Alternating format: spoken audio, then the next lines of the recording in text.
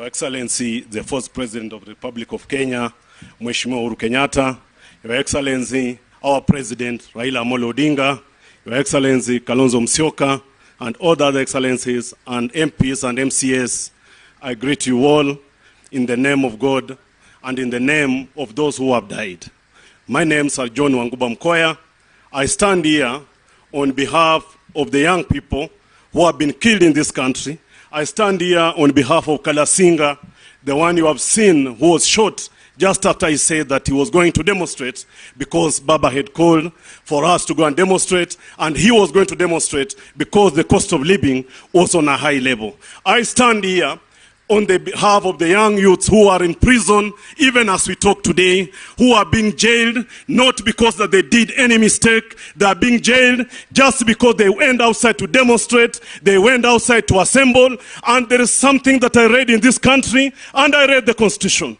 If I believe in the Constitution, I read somewhere, there's freedom to assemble, there's freedom to picket, there is freedom to actually demonstrate. But these young youths are being held in prison. These young youths are being killed, not because of anything. They are being killed because they asked that the food was high, because they asked that they are sleeping hungry, because they asked that their justice has to be delivered. That is why that William Ruto ensured that his goons, who are the police in name, killed these young youths. That is why we are here.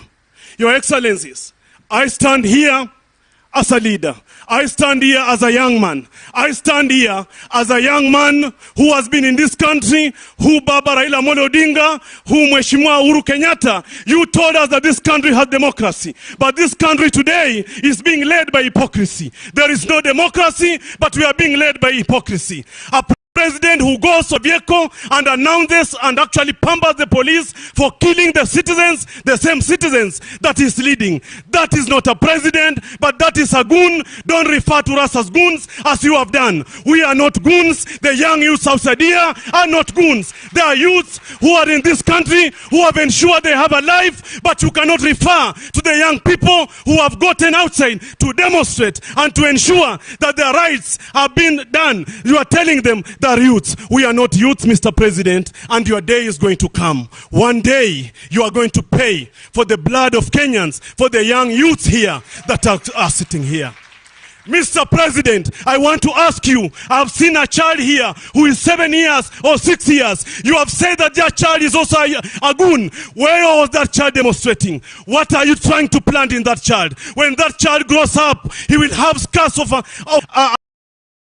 a tear gas. That child will wake up one day and that child will show the Kenyan people that you tear gassed him when he was young. Mr. President, I want to tell you today, as we stand here, you are going to hand us down, you are going to kill us, the young people, but we are telling you, you are not going to kill the spirit. The spirit that we have is not going to die. We are going to stand with that spirit to ensure that what Baba Raila Uhuru started, what Mheshimiwa Uhuru Kenyatta left, this young youth president, these young youths, Mr. Ruto, they don't need to be killed. They need jobs. Mheshimiwa Uhuru Kenyatta left kazi kwa vijana. Can you give these young people jobs? They are not going to demonstrate. Can you give them jobs? They are going not to demonstrate. Can you ensure that life is cheap? They are not going to demonstrate. On those few remarks, for the young people outside there, for the young people in this country, who believe in Raila Uhuru, who believe in Uhuru Kenyatta, I call unto you and I tell you, Baba, we are not ready for negotiation, Baba. Our blood has shed.